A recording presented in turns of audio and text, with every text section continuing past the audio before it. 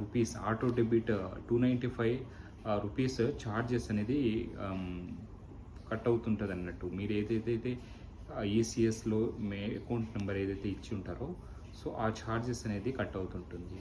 అసలు ఎందుకు ఈ 295 రూపీస్ ఈ చెక్ బౌన్స్ ఛార్జెస్ అంటే ఈఎంఐ బౌన్సెస్ ఛార్జెస్ లేక అదే ఆటోమేటిక్గా 295 రూపీస్ కట్ అవుతుంది.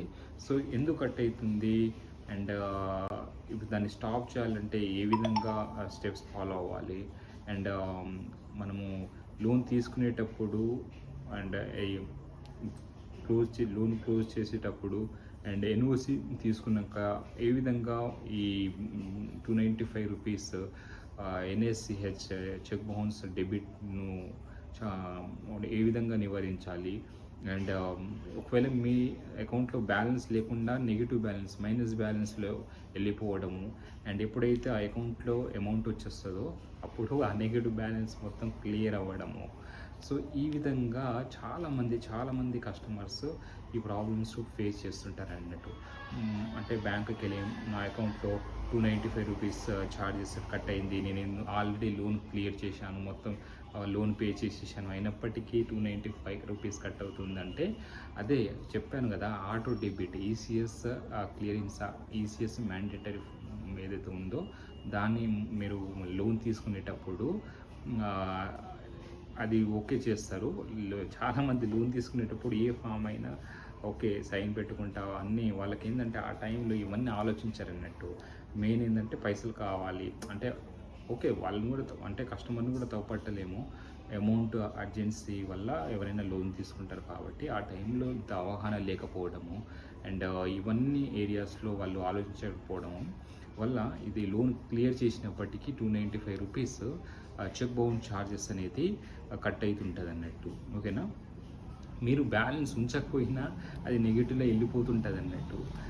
నేనైతే చూసాను కదా చాలామంది ఒక 295 3,000 4,000 5,000 10,000 రూపాయలు కూడా అట్లని వాళ్ళు అంటే తెలియక బ్యాలెన్స్ లేదులే అని అనుకుంటారు. కానీ ఒకేసారి ఎప్పుడైతే మీరు ఇప్పుడు ఈ 295తో 5,000 రూపాయలు మైనస్లో ఉందనుకోండి, ఎప్పుడైనా పొరపాటున 6,000 రూపాయలు వేసేసారనుకోండి, అప్పుడు 5,000 ఆ మైనస్ క్లియర్ అయ్యి మీ అకౌంట్లో 1,000 రూపీసే ఉంటుంది అన్నట్టు. సో ఏ విధంగా అంటే లోన్ క్లోజ్ చేసినప్పటికీ ఎన్ఓసి తీసుకొని ఏ విధంగా బ్యాంక్కి సబ్మిట్ చేసి క్లియర్ చేసుకోవాలి, ఈ ఆటో డెబిట్ ఈసీఎస్ను ఏ విధంగా ఈసీఎస్ మ్యాండేట్ని ఏ విధంగా స్టాప్ చేయాలనేది నేను ఈ వీడియో క్లియర్గా చెప్తాను. అండ్ ఎవరైతే ఫస్ట్ టైం చూస్తున్న వాళ్ళు మన ఛానల్ని తప్పకుండా సబ్స్క్రైబ్ చేయండి. చాలామంది చూస్తున్నది కానీ సబ్స్క్రైబ్ చేయట్లేదు, నాకు కొంచెం ఎంకరేజ్మెంట్లకు ఉంటుంది. అండ్ లైక్ చేయండి, అంటే మీరు సబ్స్క్రైబ్ చేసి కొంచెం సపోర్ట్ చేసినట్లయితే నాకు కూడా కొంచెం యూస్ఫుల్ ఫైనాన్షియల్ రిలేటెడ్ అండ్ కొంచెం యూస్ఫుల్ కంటెంట్ అన్ని కేటగిరీస్లో మీ ముందు తీసుకురావడానికి నాకు కొంచెం ఎంకరేజ్మెంట్ ఉంటుంది. సో సబ్స్క్రైబ్ చేశారు కదా, రైట్, డన్. ఓకే, ఇప్పుడు మనం అసలు టాపిక్లో వెళ్ళినట్టయితే ఈసీఎస్ అంటే ఏంటంటే ఎలక్ట్రానిక్ క్లియరింగ్ సర్వీస్. ఇది ఫర్ ఎగ్జాంపుల్ ఏ అనే వ్యక్తి ఒక ఫైనాన్స్ కంపెనీ దగ్గర వెళ్ళి ఒక 1 lakh రూపీస్ లోన్ తీసుకున్నాడు అనుకోండి, అప్పుడు ఆ ఫైనాన్స్ కంపెనీ ఏం చేస్తుందంటే ఈసీఎస్ మ్యాండేట్ ఫామ్ ఇస్తుంది అన్నట్టు. దాంట్లో ఏముంటుందంటే ఈ 1 lakh ఇచ్చిన ఆ అమౌంట్కి ఇంట్రెస్ట్తో సహా ప్రతి నెల ఈఎంఐ అనేది ఆ ఈసీఎస్ మ్యాండేట్ ఏదైతే మీ అకౌంట్ నెంబర్ ఇస్తారో ఆ అకౌంట్ నెంబర్ నుంచి సేవింగ్ అకౌంట్ నెంబర్ నుంచి ఏదైతే అకౌంట్ నెంబర్ ఇస్తారో ఆ అకౌంట్ నుంచి ప్రతి నెల ఈఎంఐ కట్ అయ్యకుండా వెళ్తుంది అన్నట్టు ఆటో డెబిట్. మీరు ఏం చేయాల్సిన అవసరం లేదు. ఆ ఈసీఎస్ మ్యాండేట్లో ఏదైతే అకౌంట్ నెంబర్ ఇస్తారో దాంట్లో మనం అమౌంట్ వచ్చితే ప్రతి నెల ఈఎంఐ ఎంతనో 5,000 10,000 వస్తుంది కదా, సో అది ఆటోమేటిక్ కట్ అవుతుంటుంది అన్నట్టు. సో ఓకే అని మీరు ఆ ఫామ్ ఐసీఎస్ మ్యాండేటరీ చేసి ఇస్తారు, లోన్ తీసుకుంటారు, బ్రహ్మాండంగా 1 lakh రూపీస్ వచ్చేస్తుంది. అండ్ తర్వాత ఇక మీకు ఈఎంఐ అయితే స్టార్ట్ అవుతుందో అప్పుడు మీరు ఆ అకౌంట్ నుంచి డెబిట్ అవుతూ ఉంటుంది అన్నట్టు ప్రతి నెల. సో మీరు ఏం చేశారంటే ఒక సర్టెన్ మంత్స్ ఈ విధంగానే కంటిన్యూ చేసినాక మీరు లోన్ క్లోజ్ చేద్దామని అనుకుని ఎంతైతే ఇప్పుడు ఫైనాన్స్ కంపెనీ దగ్గర వెళ్ళి ఎంతైతే మీరు బ్యాలెన్స్ అమౌంట్ ఉంటుందో అక్కడ క్యాష్ ఫామ్లో పేమెంట్ చేసేసి మీరు లోన్ అయితే మొత్తం ఎంత బ్యాలెన్స్ ఉందో అంత పేమెంట్ చేసేసారు, క్లియర్ అయిపోయింది అని మీరు అనుకున్నారు. ఇక క్లియర్ అయిపోయిందని మీరు ఇంటికి వచ్చేసారన్నట్టు. కానీ మీరు ఏదైతే లోన్ తీసుకున్నప్పుడు ఈసీఎస్ మ్యాండేట్ ఫామ్ ఉంటుంది కదా, అదేంటంటే బ్యాంక్ అకౌంట్ నుంచి ప్రతి నెల కట్ అవుతుంటుందండి, డెబిట్ అవుతూ ఉంటుంది అన్నట్టు, మినిమం బ్యాలెన్స్ అంటే ఈఎంఐ అన్నట్టు. మీరు ఏదైతే మీరు లోన్ క్లియర్ చేసిరని దాంట్లో బ్యాలెన్స్ ఉంచారు కదా అకౌంట్లో, అయినప్పటికీ అది ఆ నెక్స్ట్ మంత్ మీరు ఈసీఎస్లో ఏంటిది మీరు క్లోజ్ చేసిరా లేదనేది అప్డేట్ ఉండదు కదా, ఈసీఎస్ క్యాన్సిలేషన్ చేయలేదు కదా.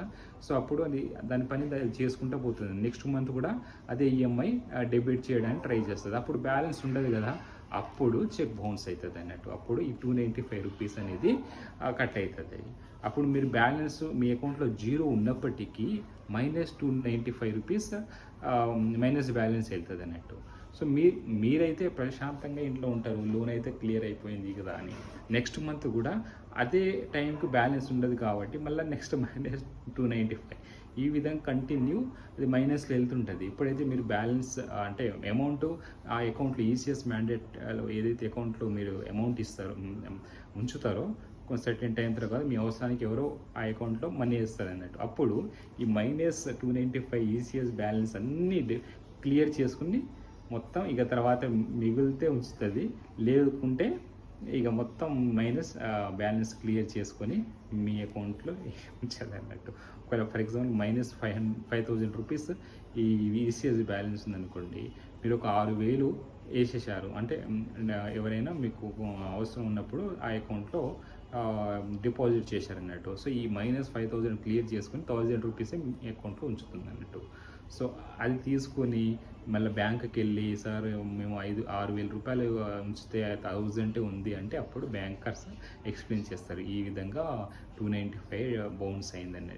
అప్పుడు మేమైతే అప్పుడు కస్టమర్ ఏమంటారంటే మేము ఆల్రెడీ లోన్ క్లియర్ చేసేసాము, ఫైనాన్స్ కంపెనీ నుంచి తీసుకున్నది ఎప్పుడు క్లియర్ అయిపోయింది అయినా ఎందుకు కట్ అవుతుందంటే మెయిన్ రీజన్ ఈ ఈసీఎస్ మ్యాండేట్ ఏదైతే ఉందో అది స్టాప్ చేయకపోవడం వల్ల ఎలా అవుతుంది. సో అప్పుడు ఏం చేయాలంటే మీకు ఫైనాన్స్ కంపెనీ ఏదైతే లోన్ తీసుకున్నారో వాళ్ళ దగ్గరికి వెళ్ళేసి ఈసీఎస్ మ్యాండేట్ ఫామ్ ఏదైతే ఉందో అది క్యాన్సిల్ చేయమని చెప్తే వాళ్ళు బ్యాంక్ ఇన్ఫామ్ చేసి అది క్యాన్సిల్ చేస్తారు అన్నట్టు. ఆటో డెబిట్ను స్టాప్ చేయడం జరుగుతుంది. ఈ విధంగా అప్పుడు అది క్లియర్గా ఆటో డెబిట్ స్టాప్ అవ్వడం వల్ల అప్పుడు మీకు ఈ 295 చెక్ బౌన్స్ ఛార్జెస్ అనేది అప్పుడు కట్ అవ్వడం ఆగిపోతుంది అన్నట్టు. అదేవిధంగా ఎన్ఓసి నో అబ్జెక్షన్ సర్టిఫికేట్ కూడా తీసుకొని అప్పుడు అంటే క్లియర్గా మీరు లోన్ అంతా పేమెంట్ చేసేసాము, ఎన్ఓసి ఫామ్ తీసుకుని అది కూడా బ్యాంక్ సబ్మిట్ చేసేసి అప్పుడు ఈ విధంగా కూడా మనం స్టాప్ చేసుకోవచ్చు అన్నట్టు. సో దయచేసి ఎవరైతే ఇలా తీసుకున్న వాళ్ళు ఎవరైతే ఉంటారో మీ అకౌంట్ నుంచి ప్రతి నెల డెబిట్ అవుతుంది ఆటో డెబిట్. సో మీరు ఇది తప్పకుండా ఈ పాయింట్ నోట్ చేసుకోండి. మీరు అక్కడ ఏదైతే ఫైనాన్స్ కంపెనీ నుంచి వెళ్ళేసి ఈసీఎస్ని క్యాన్సిల్ చేపియాలి, స్టాప్ చేపియాలి ఆటో డెబిట్. లేదంటే కంప్యూటర్ తన పని తాను చేసుకుంటూ పోతుంది అన్నట్టు. ECS cheque bounce charges 295 rupees ప్రతి నెల ఇలా కట్ అవుతూ ఉంటుంది అన్నట్టు. ఓకేనా? సో ఐ హోప్ ఇది మీకు అర్థమైంది అనుకుంటాను.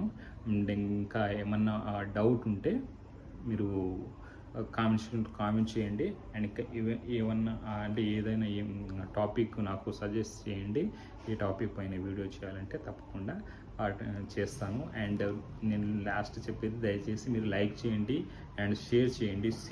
ఈ వీడియోని తప్పకుండా షేర్ చేయండి. ఎందుకంటే చాలామంది ఇప్పుడు కొంచెం అంటే రూరల్ ఏరియాలో ఉన్న వాళ్ళకంటే ఈ విధంగా ఈ ఈసీఎస్ గురించి పెద్దగా తెలియదు అన్నట్టు.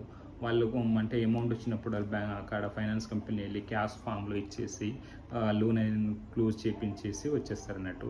సో అది ఈ తెలియక వాళ్ళు అంటే ప్రతి నెల ఇది కట్ అవుతుంటుంది అన్నట్టు 295 రూపీస్. ఎవరికైనా పైసా ₹1 కూడా వాల్యుబుల్ కదండి, కష్టపడితేనే వస్తుంది. సో వీళ్ళు తెలియదు కాబట్టి దయచేసి ఈ ఇన్ఫర్మేషన్ వాళ్ళ దగ్గర రీచ్ అయితేనే నాకు నేను చాలా హ్యాపీ.